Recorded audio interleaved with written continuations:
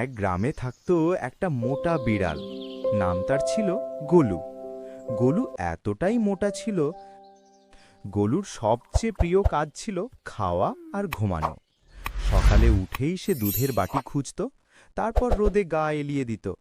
গ্রামের সবাই তাকে খুব আদর করত, কারণ গোলু কারো ক্ষতি করত না, শুধু মাছ দেখলে একটু বেশি আগ্রহী হয়ে যেত।